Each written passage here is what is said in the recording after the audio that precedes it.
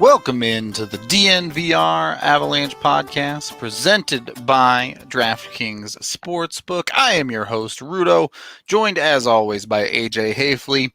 If you didn't catch it, last night, Sunday evening, we did an entire 31-team fantasy starting lineup draft, drafting all of the best players in the NHL, 3 forwards, 2 defensemen, and a goaltender. We did our best to do everything positionally correct. We're relatively in the ballpark there. I'm going to call it close enough. Today, we are going to be looking at some of the teams that were drafted that we believe are the best cup contenders out of the bunch. So it should be a fun show. We'll see who we think has a chance to actually win here. AJ, should we start with our own teams? Sure. All right.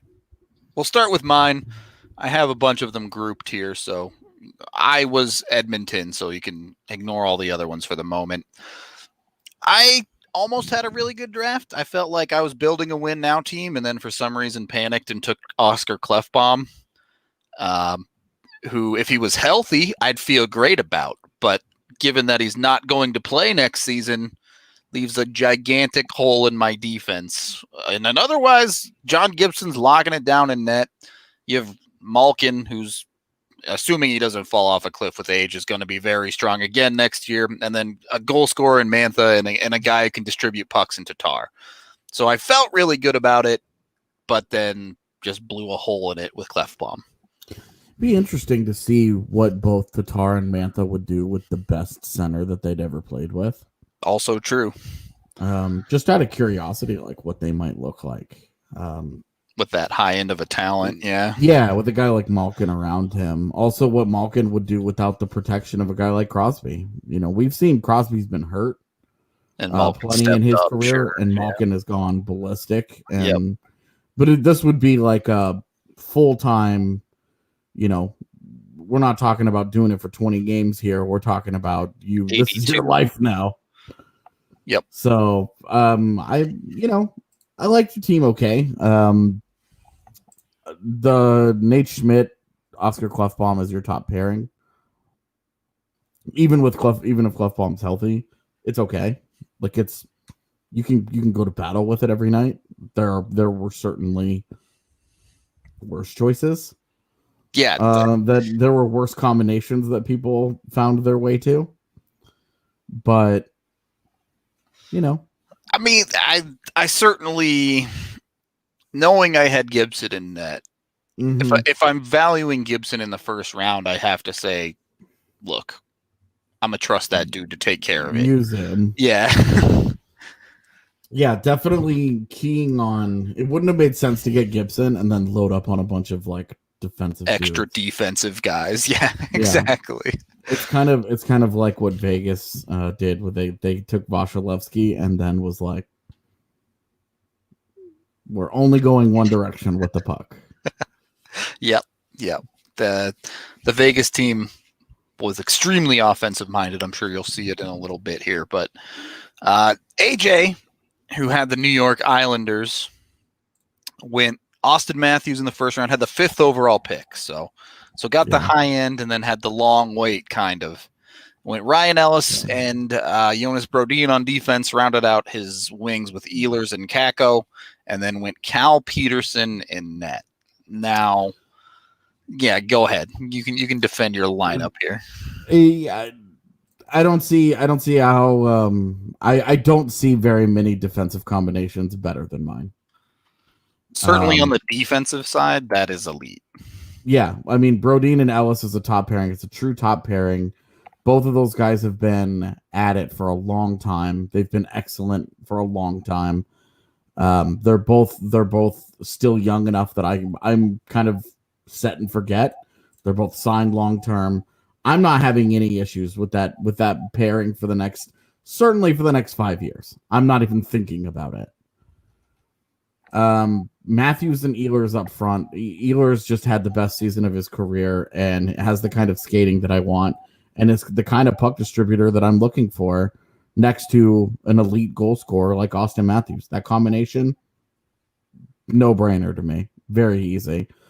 Took the big swing with Capo Cacao, coming off of a truly disastrous rookie year. I will tell you some of the other guys that I considered there. TJ Oshie on that right side was a guy that I really looked at. Guy like Kyle Palmieri I really looked at. But older guys, I decided that I would rather just take the chance on the kid.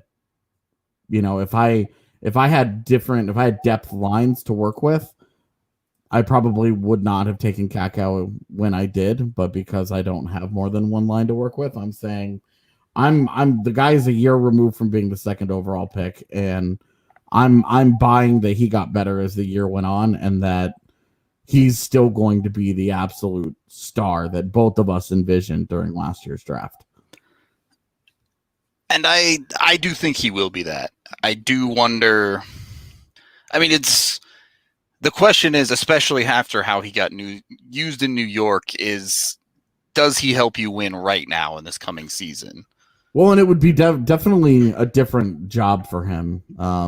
He was playing third, fourth line role with the Rangers last year. Now I have him playing next to Austin Matthews and Nikolai Ehlers. So I'm saying doesn't hurt. I'm turning the keys over to him, and I'm saying no excuses, kid. Go out there and dominate. And then Cal Peterson, I might have been the last person to select a goaltender. Pretty sure, yeah. So that was some of that is just everybody else took a goalie. I kind of had my list of young guys that I liked. Peterson was on it. He was the last one. It was either Peterson or Gorgiev from the Rangers. I've always felt like Gorgiev was a little overrated and that Peterson needed to get a job, but Peterson's been stuck behind Jonathan Quick and Jack Campbell in LA. And so he hasn't really gotten very much time. When he has gotten that time, he's been great. He has a quality start percentage of over 60, and he has a .923 career save percentage. Now it's 19 games. Yeah, right. That's where my problem is there. There's a little projection here, but the goalie that I took last year was Thatcher Demko, and we had the same exact conversation of, well, now you're having a leap of faith, and nobody had anything to say when Evan took Thatcher Demko in the 4th round.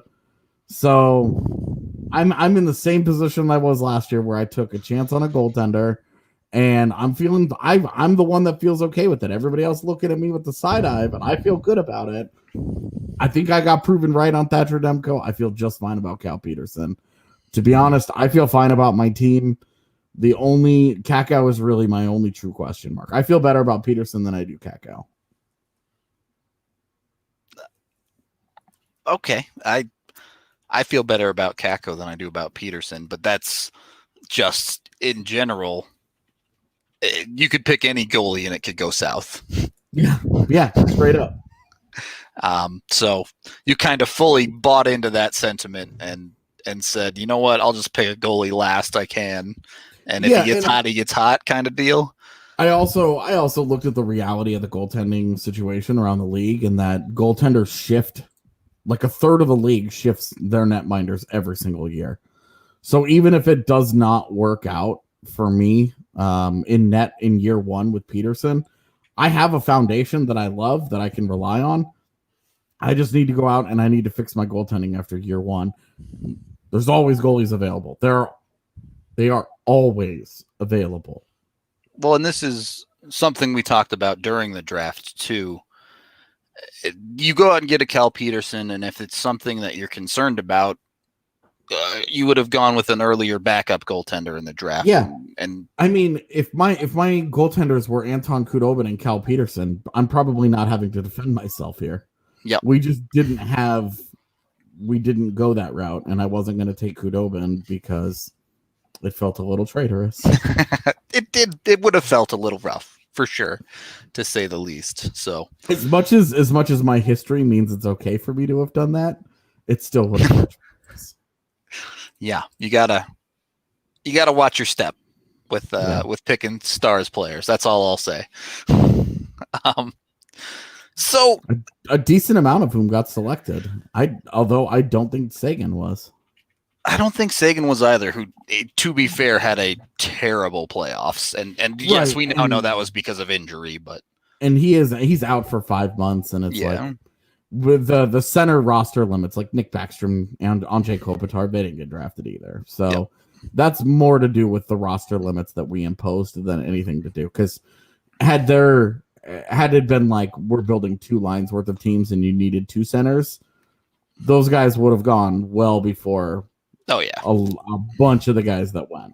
And you pointed out the other day, when in a draft like this, you see a lot less of those over 30 guys get taken, where teams are trying to build their core in a fantasy draft like this, for the most part, to win over the next handful of years. And they stay away from those older guys unless they're truly elite talents, because they want to get value out of players.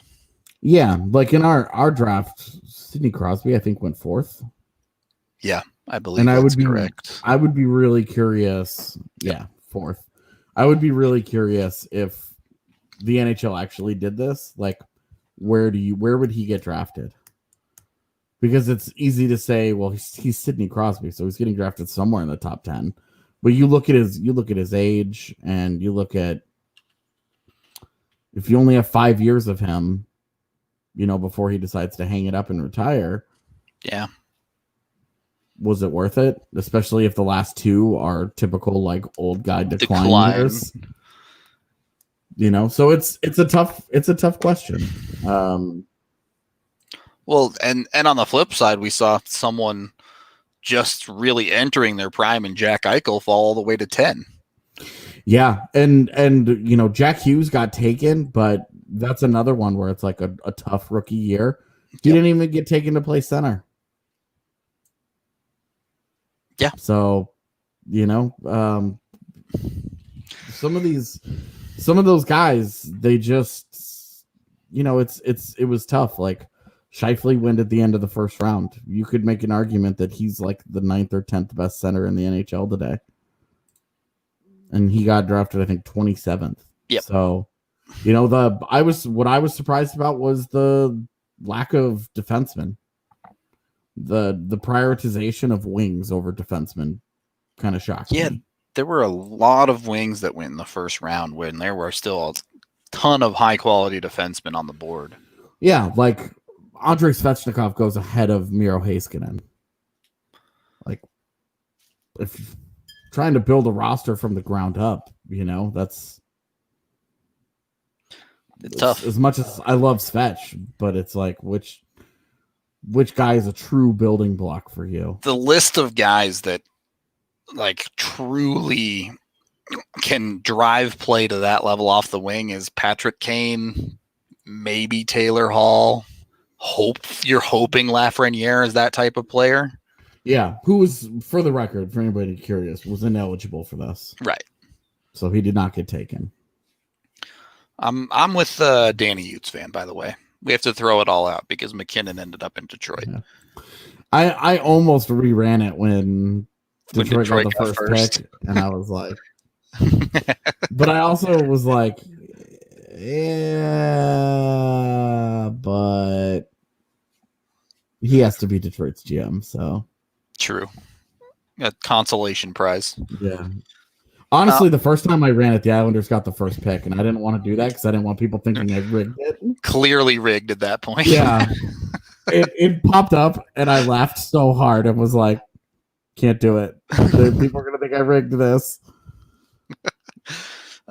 Pin King, we would actually at some point love to do a full 31 team full roster draft, but it would take like 12 hours. So that's really the problem, is that it would take so long, and you'd have to try and you could do it over a couple of days, but even then it would still take a really long time, and it's really hard. Have you ever tried to get 31 people together for a birthday party? Right. Like, it's just not easy to get 31 people to sit still for that long. Well, even yesterday, Rudo had to be GM because our had original to fill Oilers in for GM, a guy. did not show. So, and it always happens. I think last year we had 35 GMs on hand, and we had a couple people we had a couple people prepared to be assistant GMs that got elevated to GM on draft day because guys didn't show, and so it's tough. We have like a core of like 10 or 15 that I think would be like absolutely all in, would be all about it, but it's the other ones trying to do it. Yeah, and personally, as fun as this is, I don't want to draft 15 teams by myself. Nope. Like, that'd be awful. And I think it's one of those things where it's like, oh, everyone in this community knows the Avs bottom six very well and probably has their favorite bottom sixers around the league. Yeah. But when you're drafting 27th spot in the 18th round and your options are a bunch of like dudes you've never even heard of. Yeah, you're sitting there and you're like, oh, should I take Brad Richardson? Is he still in the league? Yeah. Or like, well, what's Will Carrier up to? You know, oh, hey, I could use a Ryan Reeves right now. Oh, give me Matt Calvert. You know, like it just, somebody suggested yesterday that we do top 6 forwards, top 4D, and 2 goaltenders, and I really liked that. Because that'd be a bit more reasonable, yeah. You're avoiding the craziness of the full roster, but you're getting you get some depth fill out there, yeah. Yeah, you're starting to get a real picture of that roster, or top 4D, because those are the players that are going to drive 80% of your success anyway. Yep. I don't know. Maybe we'll do that. We'll see. Depends on how long this offseason drags on, probably. You know, and just to touch on that, I haven't heard good things in the last 48 hours. It's feeling more and more like this is going to go until February. Which, not super surprising. We were gearing up for a February start a month ago, so yeah. I tell you what. Let's say this: if it's not going to be a January 1st start, let's use the Christmas break that everybody kind of has off of work. Christmas Eve, Christmas Day, the day after Christmas, one of those. We'll use that, and we'll do this. We can do another one of these drafts with top 6 and top 4 and 2 goalies. Sounds good to me. Looking forward to that. And then a prospect, because everybody was really excited about that. We'll do that, and when it's the disaster that I know it's going to be, we won't do it again after that. People wanted to do it, and it's like, look, give the people what they want. Let them learn on their own. If you're doing a 6-hour draft, what's another hour at that point? We do need to take our first period break, and first of all, it's Cyber Monday, y'all. This is your last chance to get 80% off in the DNVR locker. Jump on over there if you haven't yet and get your amazing deals. I think we've already reordered our hoodies 3 times because they're selling like ridiculous hotcakes. So make sure to get one of those before we sell out again, and buy all of our other awesome merch, whatever you like, whether it be Rockies, Nuggets, Broncos, Avs, or just some straight up DNVR merch. All of it's awesome. Highly recommend it all the way around. Congratulations on getting your hoodie, Steph. I've heard amazing things. I haven't gotten mine yet, but I really, really need to get mine because I'm a big hoodie fan. So it's awesome. If you don't want to do that, you can also sign up for an annual membership, which costs $59.99. And if you sign up today, you get a $60 gift card to the DNVR locker. So you're literally getting $60 of free merch, or you're getting merch and a free annual subscription to the site as well. I just posted a thing about a ton of prospects that you can check out if you have that subscription. Highly recommend it. We are also sponsored by Strava Craft Coffee, the CBD-infused coffee that has really changed lives. For Cyber Monday, they're giving you an extra 10%. You're getting a 30% off all of your Strava Craft Coffee when you use code CYBER30. So it's a great time to try them. Go online to StravaCraftCoffee.com and use that CYBER30 code to get 30% off when you order. The CBD is non-psychoactive and has been known to help many aches and pains, joint pain, IBS, migraines, many other things as well. So yeah, why not give it a try? And when you love it, you can sign up for their subscription service and get 20% off every single week heading on into the future. Second period of the DNVR Avalanche Podcast, presented by DraftKings Sportsbook. As we get into some of our favorite teams here, I do think we need to address one bias of our GMs. I believe 11 Avalanche players were taken Yeah. in this draft, including both goaltenders, the entire top 6 forward core, and 3 defensemen. Yeah. So that was our GM saying that all 6 of Colorado's forwards are worthy of being on a top line in the NHL. Yep. 3 of their defensemen are worthy of being on a top pairing in the NHL. And both goaltenders should be starters. So take that however you want to take it. I'll leave it that way. Just know that a lot of Avs players were drafted. And I can't fully disagree with most of it. Yeah, I really wish we had like a graphic that you made this year. I wish we had it from last year's draft so that we could compare the two. Yeah, I'm pretty sure I don't have anything left from last year's draft. Yeah, all we have is the YouTube video, and I'm not going through and manually redoing all of them. Yep. But I will say that the number of Avs certainly went up. Pretty I mean, Cale Makar went from being drafted halfway through the second round to being drafted 7th. Yeah. Way up. Yeah. He was the first defenseman taken. He was. What I was talking to Z about this morning because she was asking me more questions about it, and it was like she was wondering what it would be like if we had non-Avs fans running the teams. And how different the draft would be. I imagine it would be quite a bit different. I mean, the big conversation we had was Quinn Hughes didn't go until the second round. Midway through at that. After Cale Makar goes 7th overall.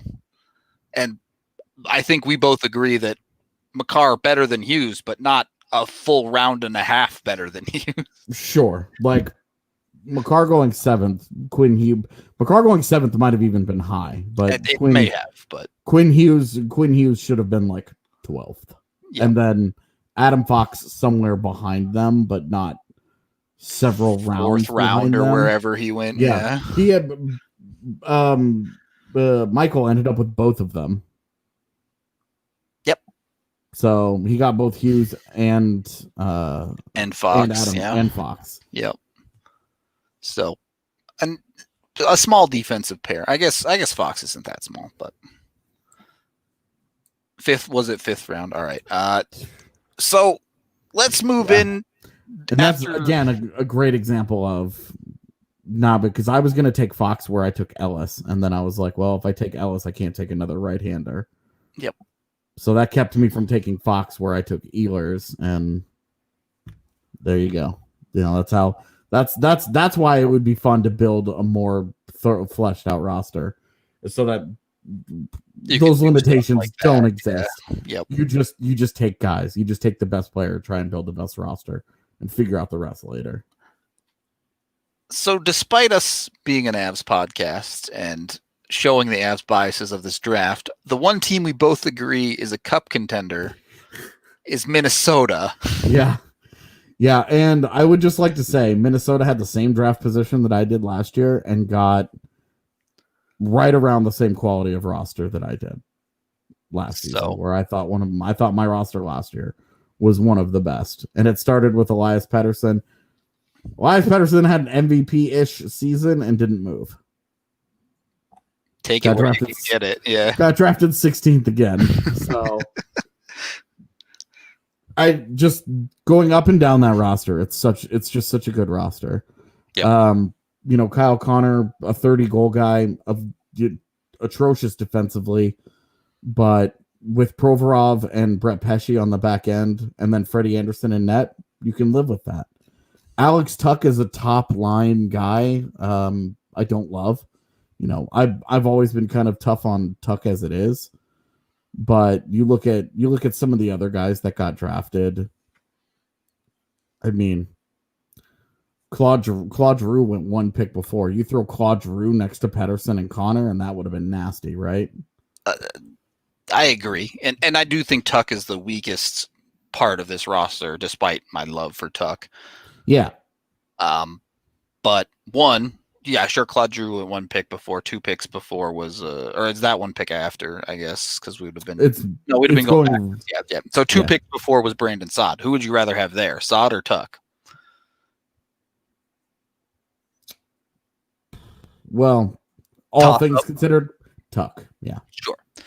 So, I mean, you're asking a guy who also had fantastic playoff performance last season to be the weak link there. You're feeling pretty good. Yeah, it's like everybody has their weak link on their team, but for that to be that to be the weak link was fine. Yeah. For it to be Alex Tuck. It's just I'm not sold on him as a top line player, but I think he's definitely a middle six. I think he's a second line. I would be fine with that. Sure. But like the only reason he's not a second liner in Vegas is because they're so strong on the wing. Yeah. Between Pacioretty, Stone, Smith, and Marchessault, it's like odd man out is Tuck. Otherwise, he'd be in that top six just fine. Yeah. It is interesting that the team in the middle of the draft both these last 2 years has come away as one of our leading contenders. You kind of alluded to it, but yeah. I tell you, I've done it. This year I drafted 5th. Last year I drafted 16th. I think it's easier to be in the middle because you don't have that 60 pick weight. Yeah. Right. There isn't a 50 pick gap in between where the talent level between your picks is enormous. Yeah. You're right in the middle of every round where you're not getting the really, really, really, really high end. But you're walking out. I mean, you got Elias Pettersson. You're not complaining about that. You're walking out of that like very good position to capitalize on other people's mistakes, right? Just every time up and down the lineup or up and down the draft list, you just take whoever comes to you. Yeah, it's the easiest position to let the draft kind of come to you because if you're at the top, you have to take one of those top guys, and you love that. Yep. You're not complaining. I'm not complaining about the fact that I started my roster with Austin Matthews. I'm completely comfortable there. But you also end up with a Cal Peterson question mark. But there was going to be that question mark somewhere on the roster. Right. Because I had to wait until, my 6th round pick was at the end. Yeah. So, it's that gap made it difficult. And I wonder, we should have gotten Luke to come on because he had Columbus, who was in 31, who gets the double pick every 60 right. picks. Yeah. Has the double pick, but then has to go. It's one thing when you wait that long, but you start your franchise with Nathan McKinnon. Yep. It's totally different when you have the 31st pick and then you have back-to-back picks and then you have that huge gap. Yeah. And I think he went early on Shesterkin, but it didn't matter.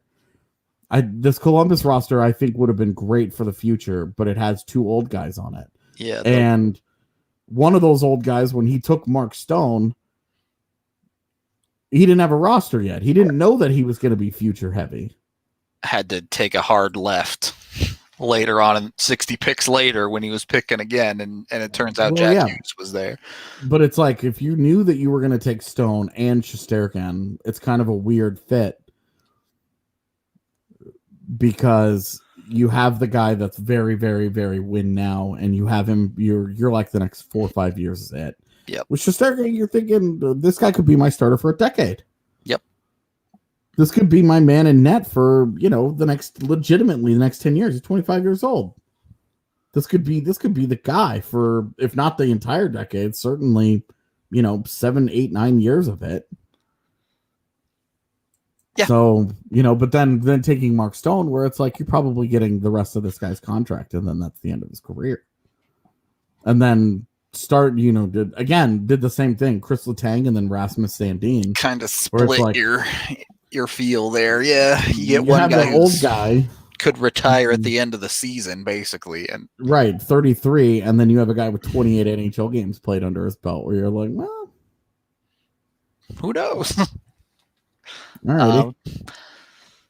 We can take our second period break there, as we do have to acknowledge DraftKings Sportsbook, the #1 rated sportsbook app out there. And college basketball season is now underway, and the college basketball powers that be have gifted us with a top-tier matchup between two powerhouses. You have Gonzaga and Baylor going toe-to-toe for what could be the number one spot in the nation. DraftKings Sportsbook is bringing you closer to the action with some can't-miss offers, including college basketball fans who sign up now get the chance to win $100 when betting on either Gonzaga or Baylor to win this clash. If you know who's going to win, go pick yourself up $100, and Gonzaga all day. You believe? After what they just did to my Jayhawks, yeah. Yeah, well, Jayhawks. No, all respect. Okay, fair enough. Gonzaga worked them, man. You guys ain't gonna fight people off the side of the court this year? First of all, K-State started that, and second of all, had somebody not gotten in the way, Big Doke with that chair would have ended it forever. Well, you can also get disappointed he held back, because he should have. That would have been the end of that rivalry for eternity. Not that I can call it a rivalry. Kansas State is irrelevant. Well, you can also bet on UFC fights if that's your type of thing, or get $1,000 when signing up with a new account using code DNVR. DraftKings Sportsbook. Go download their number one rated sportsbook app and use that DNVR code. Again, you can win $100 betting on Gonzaga or Baylor, and you can get $1,000 sign-up bonus with it. So jump on it for a limited time only at DraftKings Sportsbook. Must be 21 or older. Colorado only. Bonus comprised of a first deposit bonus. Deposit bonus requires 25x playthrough. Restrictions apply. See DraftKings.com/sportsbook for details. Gambling problem? Call 1-800-522-4700. Third period of the DNVR Avalanche podcast. Jumping into some of these other contending rosters that we believe. So one of my picks was Nashville, which I know AJ and I are going to disagree a little bit here. But Nashville has Panarin, Wheeler, and Larkin up front with Parayko and Morrissey on the back end. But the pick that cemented it for me is Ben Bishop, because Josh Morrissey, I think there's a bit of a question there with him on the top pairing. I really like Parayko there. I think he's the top pairing defenseman of the future for the Blues. We've seen Morrissey next to a top righty, though, and that was when he was at his best. When asked to be the number one guy and carry someone else, he struggled. But if he just has to play Robin to Parayko's Batman, exactly, he's gonna be great. And then if Ben Bishop can stay healthy, the ultimate Ben Bishop question, I think that team's a contender for sure. I like it. I don't love the Wheeler pick. That's a really big contract and an older player that has already started to slip. But for right now, you throw that guy between Dylan Larkin and Artemi Panarin, and yeah, that line's gonna pop off. Probably going to age pretty well. and no team is perfect. To age well anyway. Like sure. Did a good job of setting him up to mitigate some of the damage of that. And then, again, if you get deeper into the roster, having that would be one where you would want to have a backup ready in case Bishop injury issues come back up, or another wing to replace Wheeler, so that you're not wasting that. And this lineup could certainly run into trouble there, because Panarin ain't cheap either. Lot of expensive contracts going on there. But yeah, I would also say that Dylan Larkin, there's no way he gets to the 5th round in a deeper draft. Oh, so it was great value in this format, but he's going like 3rd round if people can draft the top 6 or whatever. Yeah, if you need 2 centers, there's no way you're just, you're messing around with like. He would not. Nashville would have been where Nashville has been for a long time, which is trying to find a difference maker at center. Getting Dylan Larkin in the 5th round, it's great value, but in a different format would have struggled for sure. So It's interesting to see how these teams mash up. I do think Panarin is a nice pick alongside. If you're worried about Wheeler declining a little bit, look, Panarin's going to drive that line from the wing. So yeah, my only real thing. Can you throw the graphic back up? Because I think the top two picks were wings. Yeah, and I really struggle with that, man. Sure, waiting on he could have picked a significantly better center than Dylan Larkin had he gone a little bit earlier. And waiting on a defenseman and still getting Colton Parayko, that's yeoman's work. But look at some of the centers that got drafted. I mean, just look at the very next pick. Stamkos going. Yeah. You put Stamkos next to Panarin, and how are you feeling? And that's disgusting. Yeah. Yeah. Do you have the next page? Yeah. Tavares. Yeah. JT went. I mean, yep. Those two guys right there. And you can see, like, even in the third round, Kuznetsov goes in the third round later, and you get a bunch of center options before the fifth round. And this is a conversation we've had before, and just how important the center position is to a team, especially when it comes to driving offense. Yeah. So for that Nashville lineup, imagine they take Stamkos, and then instead of Wheeler, they have TJ Oshie on the right side. Yep. How much more do you like? How do you feel about Panarin, Larkin, Wheeler versus Panarin, Stamkos, Oshie? Yeah. I'll take Panarin. I'll pick Panarin, Stamkos, and I mean Oshie is just whoever's left at that point, right? Like that's a guy who's had a solid career, and is a couple years younger than Wheeler, but should be similarly productive to Wheeler as they continue to age together. Yeah, true. And won't be nearly as expensive. So that's where I'm. That was where I got Nashville kind of lost me a little bit. The end product ended up good. But how it got made is a little weird. Yeah. Some of this is also because I'm doing the judging here, and I have a strong core belief of how to build a team, and it's down the middle. You either have to have a franchise center or you have to have a franchise defenseman. You have to walk away from this with one of those two. And Colton Parayko in the third round makes up for a lot of that, but Wheeler as the second pick specifically. You look back and you're like, I hear you. Known that if you would have known that Parayko would have been there in the third, and Aaron in the first, you could either have another defenseman in the second round and your defense is done. Throw a Hampus Lindholm in there next to Colton Parayko, and you're like, I'm done. It's hard. Was still available. It's hard not to say it couldn't have been better, but I do think also getting Panarin in the first is one of the elite wings that can do some of that for you. Absolutely. It helps mitigate it. So if you're going to take a wing, you've got to take one of the very tip top. Yeah. And right now, I'm not sure there's a better one than Panarin. Yeah.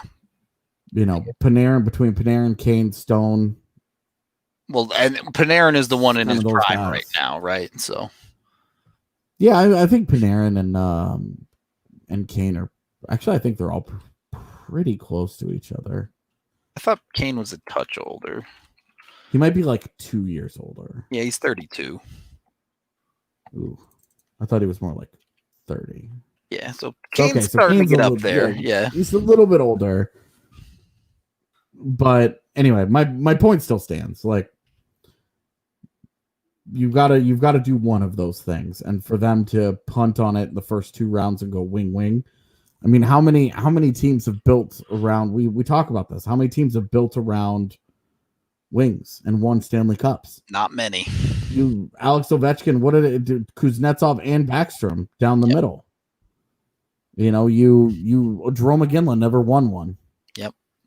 Even Chicago had Jonathan Toews down the middle for Patrick Kane, and Patrick Marleau had Joe Thornton. Even that wasn't enough. Yeah, didn't win a cup. So it's hard. It's a hard thing to do. AJ, Which was your top pick? Was that the Blues?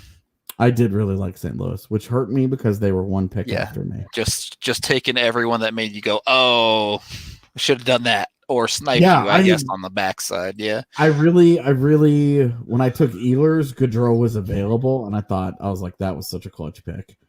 Honestly, through the first 4 picks, I still like my team against theirs. The last 2 picks, though, when they didn't have any defensemen and they walk out with a top pairing of McDonough and Petrie. Rounds 5 and 6, that is excellent. Yeah. Now, the big concern there, I went futures with my last 2 picks. Yep. They're going to be much better today.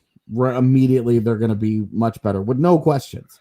There are no question marks in those 6 picks. They have a legit top pairing. Jeff Petrie's long been one of the underrated defensemen in the NHL.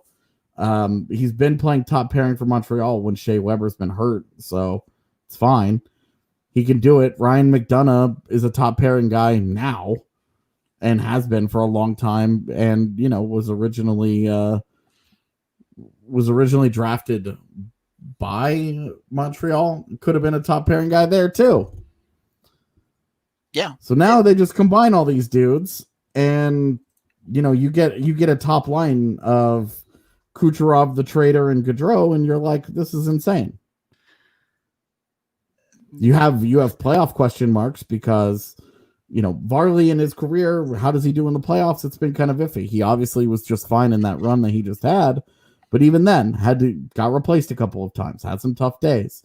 Gaudreau and JT have been very iffy in the postseason in their careers. Yeah, I mean, my concerns are, who is Johnny Gaudreau in this coming year? He's been in a year-long funk of seemingly lost his identity as a hockey player. And he's still a good player in a funk, don't get me wrong. But is he the 100-point Johnny Gaudreau?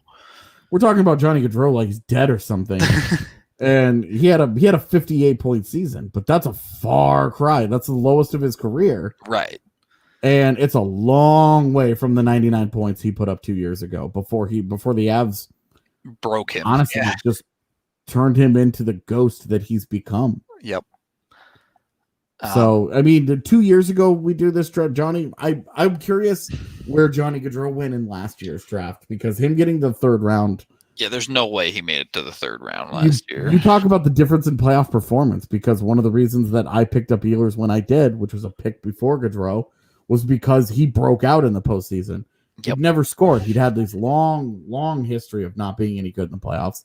He was awesome for Winnipeg, easily their best player. And it was like, okay, I'm good. I'm sold. I believe, and I'm going to put him next to great players. I'm going to put him next to Austin Matthews. I'm not worried about it. But you have to wonder. And the other thing is that team is older. Yeah, that's between Petrie and McDonough. You're probably okay this first year, but Petrie will be 33 in a couple days. So that cliff is coming. It's just a matter of when.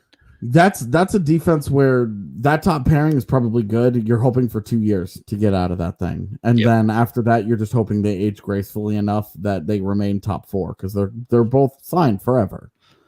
And then that would be another one where it's like, okay, you did a good job to that. All right, well, you need to follow it up, and you need to get young blood on that defense. You've got to go and get some youth somewhere on that defense. And then my final concern would be not necessarily Varley's playoff performance, but can he stay healthy for you? Sure. If you get health out of your goaltender, someone like Varley, maybe a bit more of a question than others is all. Yeah.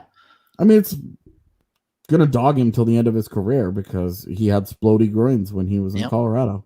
The old splody groins. You hate to see it. You had one other team that you really liked, correct? Was it Florida? Florida and Ottawa I both really liked. Let's do Florida first because they're not quite as young. Hellebuck, I believe, was the first goalie taken. No, Vasilevsky was first a little bit earlier. Excuse me. Hellebuck was second. The goalie I wanted was picked one pick before me. So well done there. John Gibson consolation prize. Yeah, it worked out pretty okay. But and then another guy who waited to pick a center, going Kane and then Hall on the wings in the second and third rounds. Yeah, and two really high-end puck distributors, and then a guy in Monahan that he's made his whole career with Johnny Gaudreau just feeding him pucks. Yep. So for him to go from Gaudreau to Kane and Hall is nasty. Yeah. Sean Monahan doesn't last 5 rounds if we're doing multiple lines, but in this format, a great resource in waiting and saying I can still get a good center. And it is one of Hall and Kane can do everything, don't get me wrong, but they're also both very good puck distributors, and Monahan being the finisher there. Yeah. It's easy to see how it would work. Yep. For sure. It's very easy to see that. And then Suter, he's older, but he hadn't really slowed down that much. The guy still kicks ass. He plays that very passive style that you can get away with playing for a long time. It's the Connor Timmins high IQ style where it's like, look, physically it might not all be there, but as long as he plays a really smart game, he's going to be very good. That the Suter is what we're hoping Timmins turns into, like the poor man version of. Yeah. And then Severson, when you wait 6 rounds to get your second defenseman, that's life.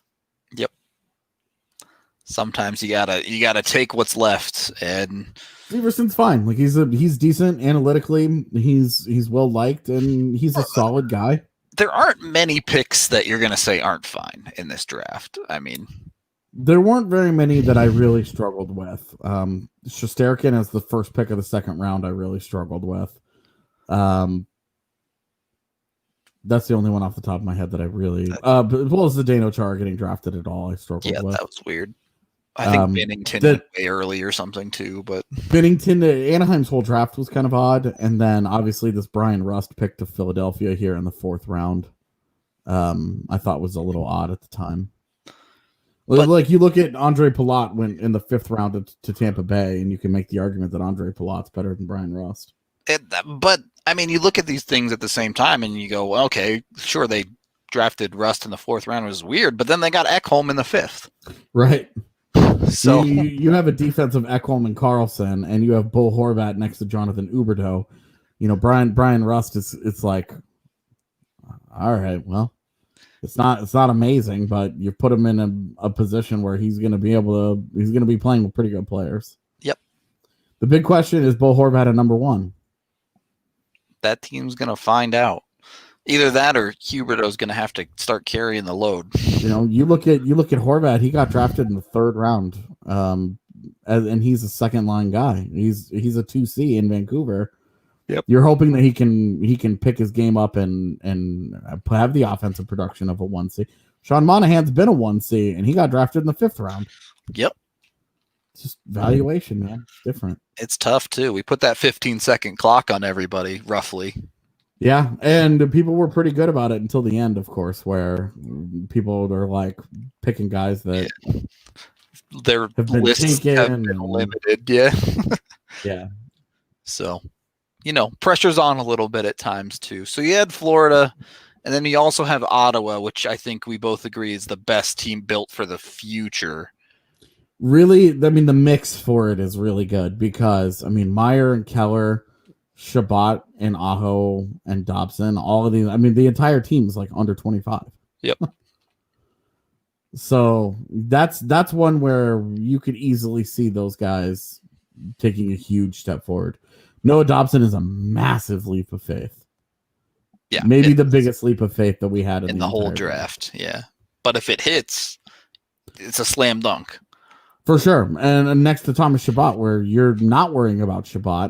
Yep. Aho is a 1C. It's the job he's already doing. Timo Meyer and Clayton Keller on the top lines. That's a job Clayton Keller has been doing. Meyer, it's not like a huge step up for him. He's been a hard top 6 guy for a while now. And the real question here is Mackenzie Blackwood. Yeah. Mackenzie Blackwood had a really strong really strong finish to the year last year. Can he carry that over? This is a former 2nd round pick, top prospect. We've been waiting a long time, a long time. It's been like 2 years to see if he would live up to that potential. He started to, so he got drafted here. He was a 6th round pick last year. He was one of those goalies that somebody snagged in a I hope this goes well kind of way last season, and the end of the year it did. So that's that Ottawa team. You give them 2 years, and they could be the best team out there. That is the question. We do have the Avs here, just because it happened to work out this way. Seth Jones, Bergeron, Pacioretty, OEL, Mrazek, and Perron. Outside of Jones, a very win-now lineup. And even Jones to a certain extent, yeah. An older roster for sure, but Jones and OEL would be a lot of fun. I would be really curious to see how much OEL's game picks up if he gets that kind of talent around him, instead of having to hard carry some overmatched Arizona team. For sure. Would be interesting. The Perron in the 6th round, I think, is excellent value for a guy who's had a couple of career years if he can keep it up. But for $4 million, it's just great value, cap wise. That's a guy where I wonder in an expanded draft, Perron, the 30-year-olds, I think probably go a little bit later. Yep. But Perron, that's good. That's just good, solid value. I mean, imagine Vegas took Jake DeBrusk. You're sitting right next to him. They have Jake DeBrusk, and it's like, which one would you rather have today? Well, you'd rather have Perron. But 3 or 4 years from now, it's gonna be DeBrusk, yeah. But how much better does DeBrusk get? Is the question. And that's why it's so tough with some of these younger guys, where you're saying, do you think this guy reaches his potential or not? Yeah. And if he reaches it, you look like a genius. If he busts, it's a disaster. But yeah. Well, and in the case of DeBrusk here, he's put on now he has to be a top line guy. Yeah. But he has a number one center in Carlson, where he's not. We've seen William Carlson's numbers have gone down 3 years in a row. Yep. Since the crazy season where it was like he'll never do this again. He's not ever going to score 40 goals again. It's just not going to happen. It was unrealistic for Vegas fans to be like, this is totally happening again. I know that they got really defensive about it, because when the guy is in the middle of it, you don't want to think, when you're seeing it happen every day, you don't want to think about, well, look at his shooting percentage and come on. That was also Vegas's first year, right? So that was all they've ever known. Right, but it was happening, and I remember there were certain people that were very, very defensive about it. And his follow-up year, where he scored 24 goals, had 56 points in 82 games, that I think is a very reasonable William Karlsson bar. He had 46 points last year, but injuries and the season didn't finish, so it wasn't a massive drop. But as your 1C, even a guy that gives you 56 points that's the low end of 1Cs in the NHL. For sure. And so you wonder, percentage is 13.8, by the way. And he shot 23 really in the insane year. But yeah, and part of the 13.3 or whatever is the 23. Yeah. You take that year out. I'm curious what his shooting percentage is. Well, yeah, he had, of his full years, his first 2 years, he shot 8.3 and 6.25. And then after the crazy year, it was 14.2 and 10.9. So it's better than it was in the early part of his career, but 23 is just ridiculous. Right. Anytime somebody shoots 20%, you're like, look, this isn't going to happen again. This is probably not sustainable. Yeah. And then Leon Draisaitl does it 2 years in a row, and you're like, dude, what? Some people just have it, but you got to prove that you can do that. Yeah, there's not many guys, even Draisaitl, early in his career, 14, 16.9, 12.9, yep. And then 21.6, 19.7. There's a reason when guys take these massive leaps from, hey, he's a 25 goal scorer, to, hey, he's a 45 goal scorer. unless the volume of your shots increases like crazy, like it did for McKinnon. Yeah. Chances are it's percentage driven, because McKinnon took a big leap too, but His was from like 8% to 11%. Yeah, it's not like he's shooting the roof off the building or anything. Yeah, it's just that he shoots all the time. Yeah, he didn't shoot that much more that first breakout year, 17-18, but then the last 2 years he's put well over 300 shots on net. I think he was on pace for like almost 400 if the full season was played this year. Oh yeah. He had 318 in 69 games played. Yeah. So 365 and 82 the year before. So he was, and it's funny if you go back and you look at Ovechkin's heyday, none of those were even close to him. Ovechkin has like 500 shots a season for like 3 straight years or something insane. But it's funny that like McKinnon's been the league leader in that because he has 3 seasons. Ovechkin has 3 seasons over 400. That's insane. And a 528 in 79 games. 528. What even? Yeah, shot 10.6 that year, and scored 56 goals. What? 528 shots in 82 games. Like so in 79 games, he didn't even play full season. In 70. Oh my god! So you'd had like 560, 575 in like 3 more. Because he's got to be averaging like 8 shots a game or something insane. But it was 6.6 shots per game. God, yeah. So well over. It'd have been right around 550, maybe a little bit short. But yeah. Had he played 82. We do have Cygnus in the chat, and Chicago did get a lot of love on Twitter from some people as a quality lineup. Yeah, so my problems here, Svechnikov is great, Kuznetsov is great, Hughes and Fox are great. Brandon Saad's not a top-line player, and Marc-Andre Fleury kind of sucks now. And when you're bad defensively and your goalie kind of sucks now, you've set yourself up to get lit up. Yeah, it was very true to life Chicago. That's where I'm at. I think it's going to score 1 billion goals, but you're asking Quinn Hughes and Adam Fox particularly, who was extremely sheltered in New York, right, to now be a top pairing defenseman, and you have Marc-Andre Fleury as the guy you're asking to bail him out.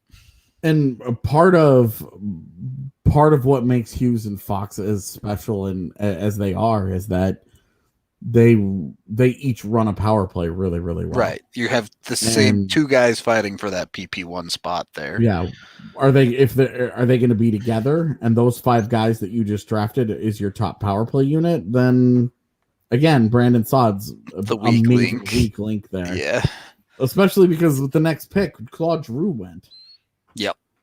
So you could have had Claude Giroux instead of Brandon Saad there, and I think that would have made that a lot more intriguing for me. The issues would have remained the same, though. Yep.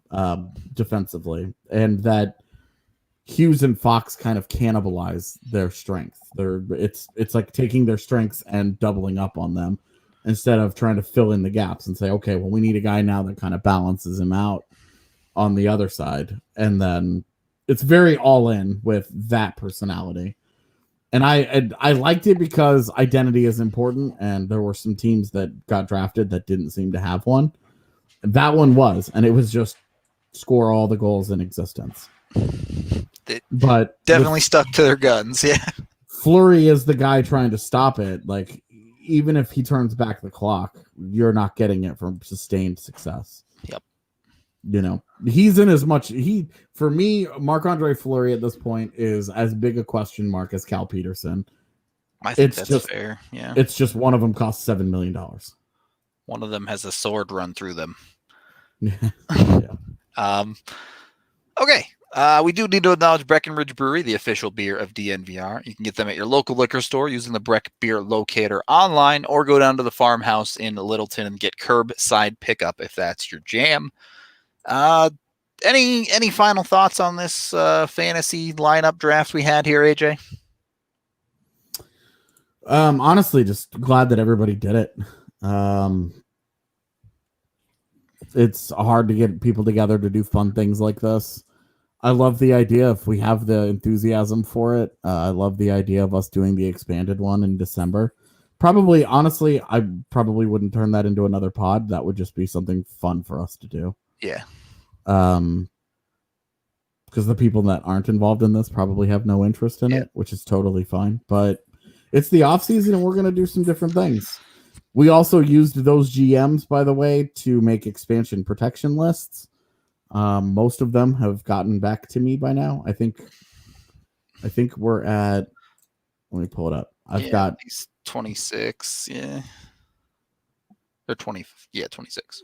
Yeah, I have 25 teams totally finished, and we got one during the show. So we're at 26 teams, and then we're going to do we're going to use those lists, and Rudo and I are going to draft the Kraken.